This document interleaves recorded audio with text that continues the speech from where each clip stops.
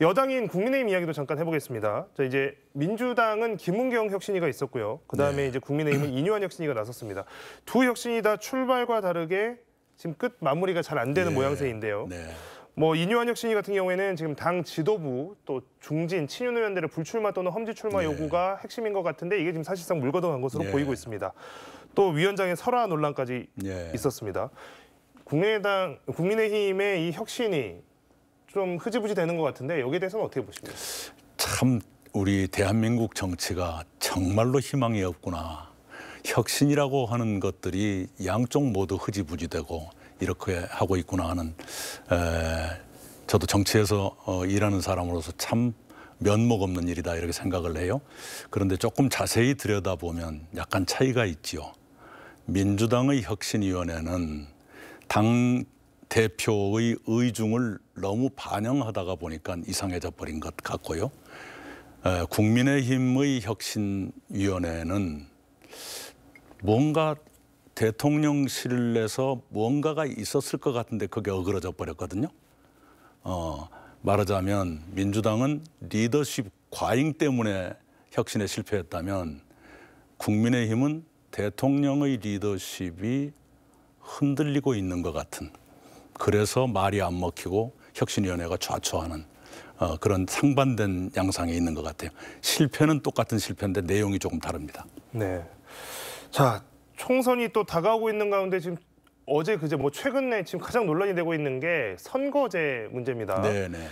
지금 뭐 아까 이제 대표님께서는 새로운 선택지를 바라는 대중들의 요구가 있다라고 분석을 해주셨지만 지금 보니까 국민의힘은 이 병립형으로 회귀하겠다 입장이 분명한 것 같고요. 그다음에 이제 민주당은 병립형 회귀에 대한 운을 띄운 것 같은데 지금 뭐 연동형 비례제를 유지할지 말지 좀 고민을 하고 있는 것 같습니다.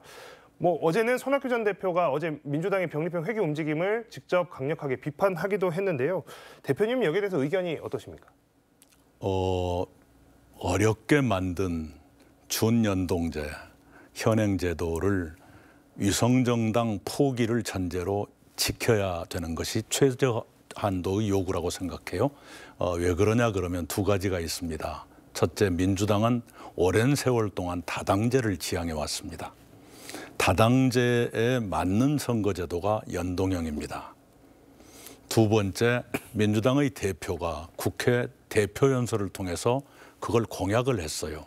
그러니까 민주당의 일관된 입장을 지킨다, 대표의 공약을 지킨다. 두 가지 측면에서 연동제 약속을 지키는 게 맞는데 그게 흐지부지 되는 것 같아요. 그것은 아마도 비례대표 의석수를 공학적으로 계산해서 손해 안 보려고 그러는 것 같은데 국민의 신뢰를 잃어서 손해보는 것은 계산을 안 하는 것 같아요. 그래서 특실 계산을 너무 공학적으로 보지 말고 국민 마음에 입각해서 계산을 해보면 연동형으로 가는 것이 오히려 득일 수 있다. 그리고 그렇게 가는 것이 옳다. 이 말씀을 저는 드리고 싶습니다. 그런데 이제 민주당 뭐 이재명 당대표도 조금 애매하게 말을 했고 또 민주당 지도부에서도 지금 굉장히 지금 모호하게 가고 있는데 결국에는 그러면 이 병립형으로 가지 않고 지금 현재의 연동형 비례제 지켜질 수 있을까요? 만약에 여야가 합의하지 않으면 현행대로 가는 것이죠. 현행대로 가면서 여야 모두 위성정당을 포기하겠다라고 약속을 하면 지켜지는 것인데 어찌 될지 모르겠습니다. 선거법은 일방적으로 처리하기가 어려운 것이거든요. 게임의 규칙이기 때문에. 그렇게 될지 아니면 여야가 물밑에서 이미 병립형으로 가기로 묵계를 해버린 것인지 그런 의심도 듭니다.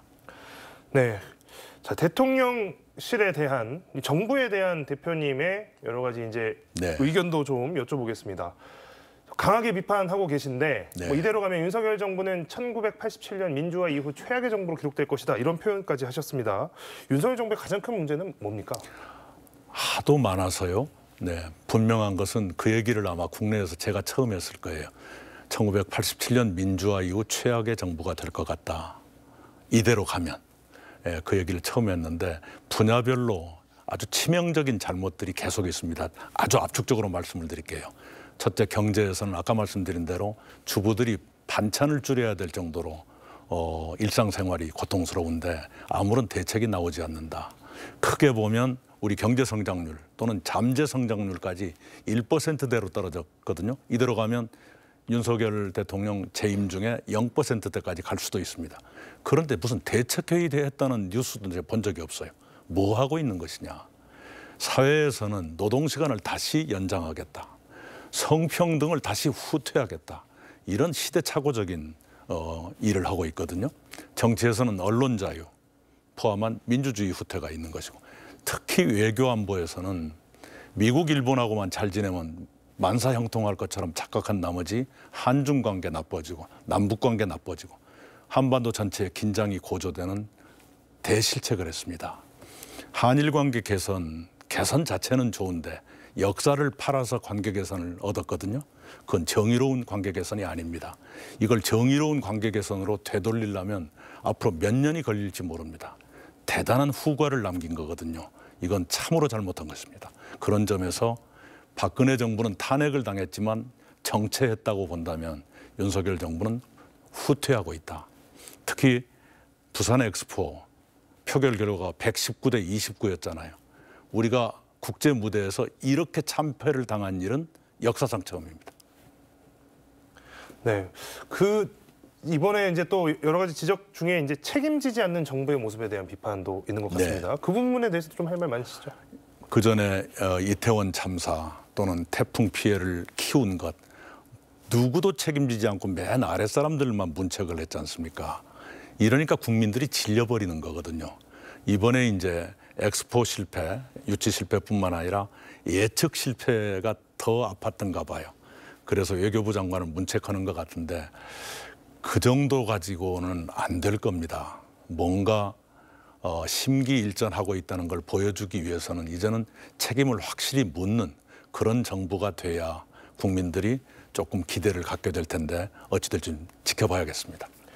대표님께서는 이전 정부에서 또 총리를 지내셨으니까 최근 이제 방금 지적해 주신 네네. 맥락에서 대한민국이 지금 위기다. 이 위기 극복을 위해서는 대통령실 또 내각을 잘 식견을 갖춘 사람들로 바꿔야 된다. 이런 조언을 하기도 하셨습니다. 네. 실제로 이제 그래서 윤 대통령이 대통령실에서 이제 정책실장직을 신설을 했고 그다음에 6개 부처 장관 교체를 했습니다. 이번 인사 어떻게 보십니까? 이번에는 이제까지 인사보다는 엉뚱한 건 조금 줄어든 것 같아요. 단지 외교관을 중소벤처기업부 장관으로 한 것은 이건 뭘까? 도저히 잘 이해가 안 되는 그건 있고요. 그 나머지는 후쿠시마 오염수 방류를 찬성했던 분이 해수부 장관 온 것이 마음에 걸립니다. 그것 빼놓고는 대체로 공무원 출신이나 공직 출신이어서 그러는지 예전보다는 엉뚱한 인사는 줄었다. 그러나 또 이제 가봐야 알겠지만요. 그렇게 봤습니다. 또 하나 이제 뭐 대표님께 여쭤보고 싶은 내용이 이 윤석열 정부의 언론관에 대한 이야기입니다. 지금 뭐 언론계와도 굉장히 이제 마찰과 갈등이 네. 있는데 어느 한쪽에서는 언론의 정상화라고 이야기하고 있고 어느 한쪽에서는 언론 탄압이라고 이야기하고 있는 상황입니다. 뭐 좀 전에도 말씀드렸지만 언론인 출신이시니까 특히 이제 이동관 방송통신위원장이 선임되는 과정, 또 사표를 낸 과정, 그리고 또 검사 출신인 김호길 국민위원장이 후임으로 거론되고 있는 이 일련의 이런 상황들 어떻게 지켜보고 계신지 궁금합니다. 우선은 이동관 씨는 저의 신문사 후배이고 도쿄 특파원 바로 후임입니다마는 그 자리에 가지 않았어야 되는 사람이었고요. 처음부터 잘못된 인사였다 생각을 합니다. 그동안에 있었던 일을 보면 KBS 사장 바뀌던 당일날 많은 조치들이 있었지 않습니까? 거의 탱크가 들어간 것 같은 전격적인 조치들이 있었어요. 그건 참 우리가 거의 잊어져 가던 옛날 일을 다시 보는 것 같은 느낌이 들었고요. 그 뒤로 뉴스를 보면 땡윤 뉴스가 부활했다. 전두환 이후 처음으로 부활한 것 같습니다. 그래서 이게 그 방송사, 대한민국 대표 방송사를 위해서 대단히 불행한 일이 진행되고 있다. 이렇게 보고 있습니다. 그다음에 뭐였죠? 네, 김홍일 국민위원장이 검사 출신인데 또 거론되고 있지 않습니까? 후임으로. 지금 대한민국은 검사 출신들이 법 분야뿐만 아니라 금융 분야, 언론 분야, 그냥 만사형통이 아니라 검사형통의 시대가 됐어요. 이건 지나칩니다. 반드시 부작용이 있을 겁니다. 부작용에 대한 걱정을 해주셨습니다. 자, 또 하나 지금 뭐 정치권에서 이슈가 되고 있는 것 중에 하나는 윤 대통령의 거부권 행사에 대한 것입니다. 윤 대통령이 지난 1일 노란봉투법과 방송 3법 등 4건의 법안에 대해서 거부권 제2요구권을 행사했습니다. 양곡관리법 개정안과 관호법 개정안에 이은 3번째 거부권 행사인데요. 이렇게 의회와 타협하지 않는 모습, 의회의 결정을 거부하는 모습, 노출이 자꾸 되고 있는데 네. 이 부분에 대한 문제점도 생각해 보고 스스로 의회와의 소통이랄까 협력의 여지를 차단하고 있는 것이죠. 그 부담은 정권에 돌아가게 돼 있습니다. 그 전에 보면요, 김영삼 대통령, 김대중 대통령, 의회의 경험을 가지신 대통령은 장관들이 국회에 가서 의원들 앞에서 너무 오만하게 굴었다든가 그러면 장관을 나무랬어요. YSTJ가 당은 달랐더라도 그렇게 했습니다. 그만큼 의회를 존중하라 이런 뜻이지요. 그런데 지금은 전혀 그게 아닌 것 같아요.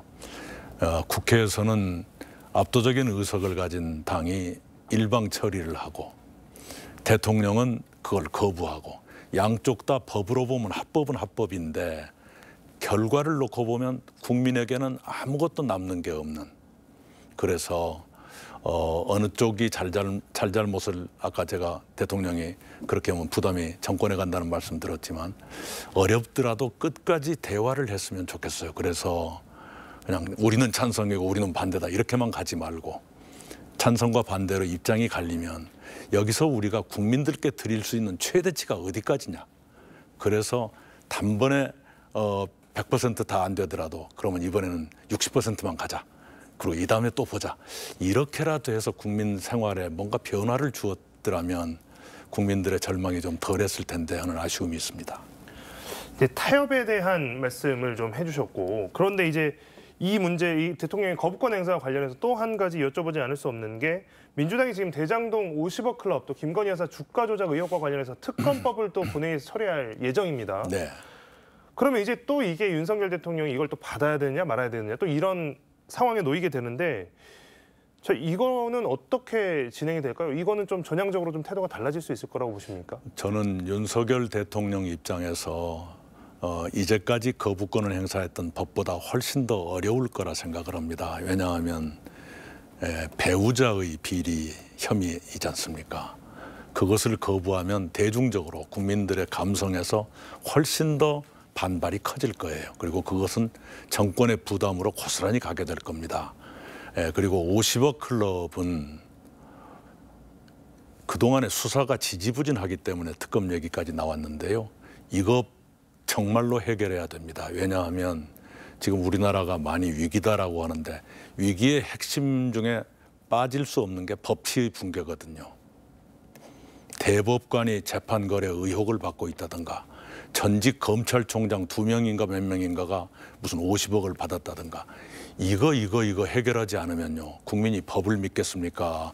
검찰을 믿겠습니까? 법원을 믿겠습니까? 이거 국민들의 신뢰, 법치에 대한 신뢰를 회복하기 위해서 반드시 처리해야 되는데 이번에 특검을 받게 되는 이 상황은 수사를 지지부진한 데 대한 자업자득이다. 이렇게 생각합니다. 네, 이제 마지막으로 광주 전남 우리 지역과 또 민주당의 이야기를 마지막으로 좀 질문을 드려보겠습니다. 지난해 이제 대선 직후에 지방선거가 치러졌죠. 이 선거에서 민주당은 말 그대로 참패했습니다. 특히 민주당의 텃밭이라는 광주에서는 전국 최저 투표율이 나왔습니다. 이거 굉장히 시사하는 바가 크거든요. 네. 지역민분들께 이제 이런 드리고 싶은 말씀 또 어떤 이러한 그 지역민들의 정치에 대한 애정이 사라져가는 것에 대한 평가 소회 어떻게 말씀하시겠습니까? 예. 김대중 대통령이 이길 수 있었던 것은 의석이 많아서가 아니었거든요. 떳떳하고 국민의 신뢰를 받았기 때문에 승리했습니다. 지금 민주당은 의석이 어마어마하게 많지요. 그런데 지방선거 실패했죠. 대통령 선거 실패했는데 왜 그러는가? 충분히 떳떳하지 못하기 때문에 그럴 거예요. 그래서 우리 광주 전남 시도민 여러분께서 우리가 사랑해온, 우리가 키워온 민주당이 더 떳떳하게 전국적으로 더 사랑받는 그런 민주당이 되도록 좀 도와주셨으면 좋겠습니다. 저도 같은 마음으로 임하겠습니다. 대표님 마지막으로 이제 좀 대표님께서 이제 어떤 행보를 가실지 굉장히 많은 분들 궁금해하실 텐데요. 앞으로 어떤 각오로, 어떤 다짐으로 행보를 이어가시겠습니까? 예, 광주 전남 시도민 여러분께서 아시는 것처럼 저는 많이 부족한데도 불구하고 운이 좋아서 혜택을 많이 받은 사람입니다. 이제 우리 국가를 위해서 또 광주 전남을 위해서 빚을 갚을 때가 됐습니다. 개인 욕심 모두 버리고 남은 저의 모든 힘을 다해서 대한민국을 이 위기에 빠지지 않도록 또 광주 전남이 더 이상 낙후를 계속하지 않도록 있는 힘을 다해서 노력을 하겠습니다. 우리 시도민 여러분도 많이 채찍질해 주시기 바랍니다. 네, 오늘은 이낙연 전 더불어민주당 대표와 이야기 나눠봤습니다. 대표님 고맙습니다. 감사합니다.